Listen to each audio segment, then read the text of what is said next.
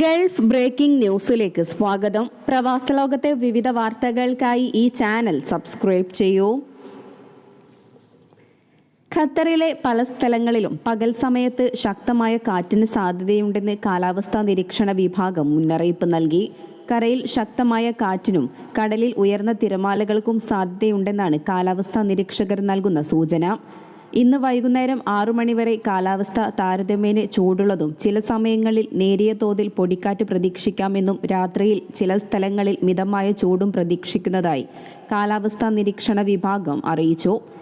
തീരത്തെ കാറ്റ് വടക്ക് പടിഞ്ഞാറൻ ദിശയിൽ 10നും 20നും ഇടയിൽ വേഗതയിലായിരിക്കുമെന്നും പകൽ സമയത്ത് ചില പ്രദേശങ്ങളിൽ കാറ്റ് 28 നോട്ടിക്കൽ മൈൽ വരെ ഉയരാൻ സാധ്യതയും തീരത്തും കടലിലും ദൃശ്യപരത 4 മുതൽ 9 കിലോമീറ്റർ വരെയും ചിലപ്പോൾ ചില തീരപ്രദേശങ്ങളിൽ 3 കിലോമീറ്ററോ അതിൽ കുറവോ വരാൻ സാധ്യതയുണ്ടെന്നും കാലാവസ്ഥാ മുന്നറിയിപ്പിൽ പറയുന്നു.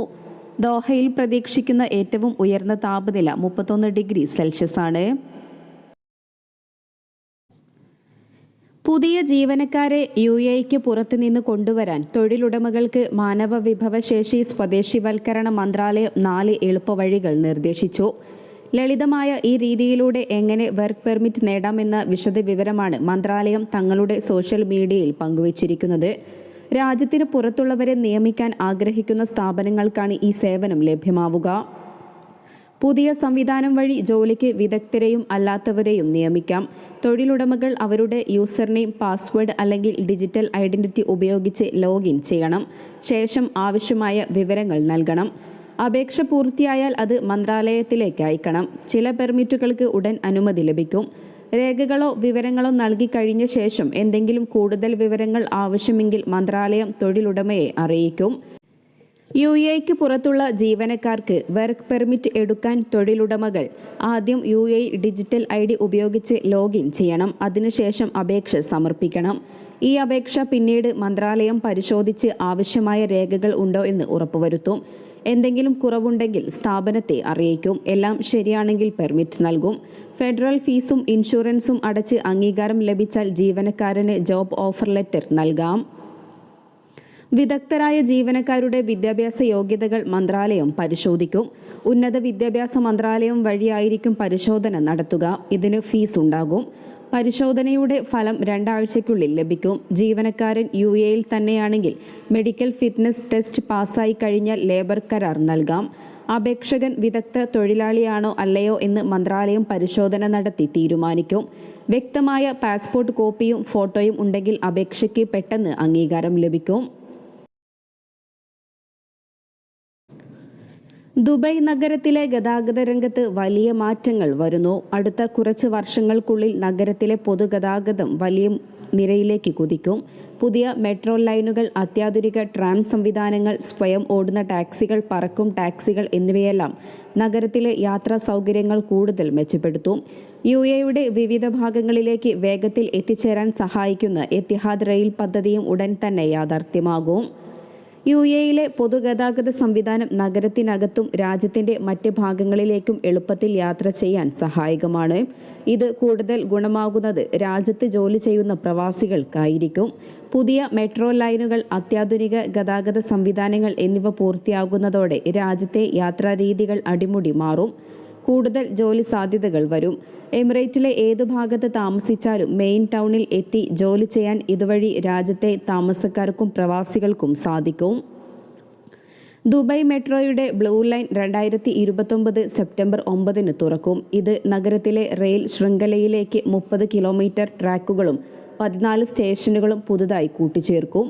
Dubai roads and transport authority പറയുന്നതനുസരിച്ച് ദുബായ് അന്താരാഷ്ട്ര വിമാനത്താവളം, academic city, Dubai silicon oasis തുടങ്ങിയ പ്രധാന സ്ഥലങ്ങളെ ഇത് ബന്ധിപ്പിക്കും. ഈ ഭാഗത്തേക്കുള്ള യാത്ര ഇനി വളരെ എളുപ്പത്തിലാകും. റെയിൽ ബസ് UAEയിലെ ഒരു പുതിയ ഗതാഗത മാർഗമാണ്. ഇത് ബസ്സിൻ്റെയും ട്രെയിനിൻ്റെയും സവിശേഷതകൾ ചേർന്ന ഒരു യാത്രാമാർഗം എന്ന് വേണമെങ്കിൽ പറയാം. ഒരു ട്രിപ്പിൽ 40 യാത്രക്കാരെ ഉൾക്കൊള്ളാൻ സാധിക്കും. മണിക്കൂറിൽ 100 കിലോമീറ്റർ വരെ വേഗതയിലും സഞ്ചരിക്കും. സൗരോർജ്ജത്തിലാണ് റെയിൽ ബസ് പ്രവർത്തിക്കുന്നത്. അതിനാൽ പരിസ്ഥിതിക്കും ദോഷമില്ല, ചെലവും കുറവാണ്. റെയിൽ ബസ് ഇൻകോർപ്പറേഷനുമായി സഹകരിച്ചാണ് ദുബായ് ഇത് വികസിപ്പിച്ചിരിക്കുന്നത്. ട്രാക്കുകളില്ലാത്ത ട്രാമുകൾ ഉടൻ ദുബൈയിൽ ഓടിത്തുടങ്ങും. ഈ സ്വയം നിയന്ത്രിത ഇലക്ട്രിക് ട്രാമുകളെ ക്യാമറകളാണ് നിയന്ത്രിക്കുന്നത്. വേഗത്തിൽ നിർമ്മാണം പൂർത്തിയാക്കാനും കുറഞ്ഞ ചെലവിൽ കൂടുതൽ സൗകര്യങ്ങൾ ഒരുക്കാനും ഇതിലൂടെ സാധിക്കും. ഓരോ ട്രാമിലും 3 കോച്ചുകളിലായി 300 യാത്രക്കാരെ വരെ കൊണ്ടുപോകാൻ സാധിക്കും. മണിക്കൂറിൽ 25 മുതൽ 60 കിലോമീറ്റർ വരെ വേഗതയിൽ സഞ്ചരിക്കുന്ന ഈ ട്രാം ഒരൊറ്റ ചാർജിൽ 100 കിലോമീറ്റർ വരെ ഓടും. 2026 ഡ്രൈവറില്ലാത്ത ടാക്സികൾ നിരത്തിലിറങ്ങും. ഈ വർഷം അവസാനത്തോടെ പരീക്ഷണയോട്ടം ആരംഭിക്കും. ആദ്യഘട്ടത്തിൽ സുരക്ഷയ്ക്കായി ഒരു ഡ്രൈവർ ഉണ്ടായിരിക്കും. ഊബർ, വീറൈഡ്, ബെയ്ദു തുടങ്ങിയ ആഗോള കമ്പനികളുമായി സഹകരിച്ചാണ് ഈ പദ്ധതി RTA നടപ്പിലാക്കുന്നത്. 2025 അവസാനത്തോടെ എയർ ടാക്സികളും പറന്നു തുടങ്ങും. ജോബി ഏവിയേഷൻ ഇതിൻ്റെ മാതൃക പുറത്തിറക്കിയിട്ടുണ്ട്. ഈ ഇലക്ട്രിക് വിമാനങ്ങൾ 2030ഓടെ 25% യാത്രകളും സ്വയം നിയന്ത്രിക്കുന്നവയായിരിക്കും. ഇതിനായുള്ള നിയമങ്ങൾ ഇപ്പോൾ ദുബൈ തയ്യാറാക്കി വരികയാണ്. UAEയിൽ നിന്നുള്ള വിമാനങ്ങളിലെ ടിക്കറ്റ് നിരക്കിൽ വലിയ ഇടിവ്. 12 വർഷത്തിനിടെ UAEയിലെ ശരാശരി വിമാന ടിക്കറ്റ് നിരക്കുകൾ 35% കുറഞ്ഞു എന്നാണ് അന്താരാഷ്ട്ര വ്യോമഗതാഗത സംഘടന അറിയിച്ചത്. പുതിയ കുറഞ്ഞ നിരക്കിലുള്ള വിമാന കമ്പനികളുടെ ആരംഭവും വിമാനയാത്രയ്ക്കുള്ള ആവശ്യകത വർദ്ധിച്ചു വരുന്നതിനോടൊപ്പം വർദ്ധിച്ചു വരുന്ന മത്സരവും കാരണമാണ് ടിക്കറ്റ് നിരക്കിൽ ഇടിവുണ്ടായത്. കഴിഞ്ഞ 50 വർഷത്തിനിടെ ആഗോളതലത്തിൽ വിമാനയാത്രാ ചെലവ് 70% കുറഞ്ഞു. ഇത് വ്യോമഗതാഗതം കൂടുതൽ പ്രാപ്യമാക്കി. 2011നും 2023നും ഇടയിൽ UAEയിലെ ശരാശരി യഥാർത്ഥ വിമാന ടിക്കറ്റ് നിരക്ക് 35% കുറഞ്ഞത്. ആഗോള വ്യോമയാന സംഘടന ബുധനാഴ്ച പുറത്തിറക്കിയ ഒരു ഗവേഷണ റിപ്പോർട്ടിലാണ് ഇക്കാര്യം അറിയിച്ചിരിക്കുന്നത്.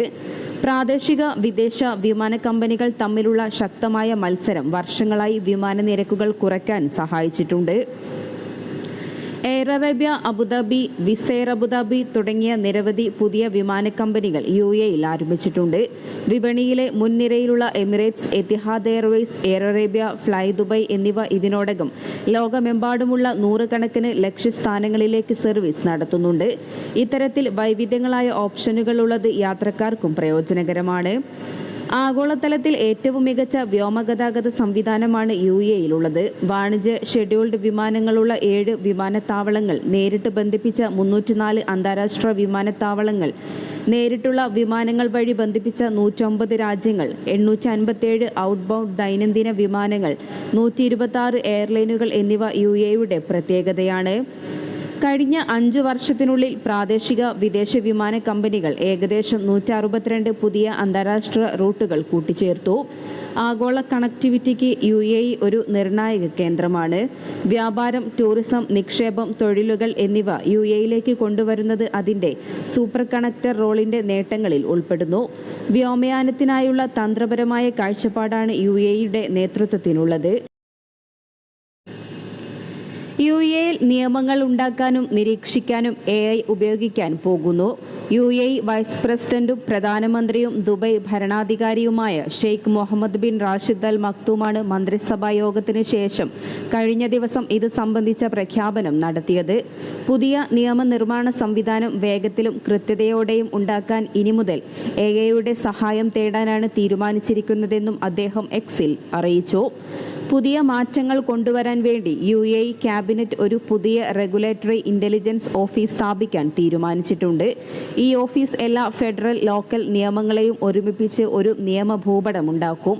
ഇത് AI ഉപയോഗിച്ച് കോടതി വിധികൾ, എക്സിക്യൂട്ടീവ് നടപടിക്രമങ്ങൾ, പൊതു സേവനങ്ങൾ എന്നിവയുമായി ബന്ധിപ്പിക്കും. അതേസമയം UAEയിൽ നിയമനിർമ്മാണത്തിന് AI ഉപയോഗിക്കുന്നത് പ്രവാസികളെ നേരിട്ട് ബാധിക്കാനുള്ള സാധ്യത കുറവാണ്. എന്നാൽ AIയുടെ ഉപയോഗം UAEയിലെ നിയമവ്യവസ്ഥയിൽ ചില സുപ്രധാന മാറ്റങ്ങൾ കൊണ്ടുവന്നേക്കാം. ഇതിൽ പരോക്ഷമായി പ്രവാസികളെ ബാധിച്ചേക്കാവുന്ന ചില കാര്യങ്ങളുണ്ട്. AIയുടെ ഉപയോഗം വിസ നടപടികൾ കൂടുതൽ കാര്യക്ഷമമാക്കിയേക്കാം. ഇത് പ്രവാസികൾക്ക് വിസ ലഭിക്കുന്നതിനുള്ള നടപടികൾ വേഗത്തിലാക്കുകയും ലളിതമാക്കുകയും ചെയ്യും. AI ഉപയോഗിച്ച് തൊഴിൽ നിയമങ്ങൾ കൂടുതൽ കൃത്യമായി നടപ്പിലാക്കാൻ സാധിക്കും. ഇത് തൊഴിൽ തർക്കങ്ങൾ പരിഹരിക്കുന്നതിനും തൊഴിലാളികളുടെ അവകാശങ്ങൾ സംരക്ഷിക്കുന്നതിനും സഹായകമാകും.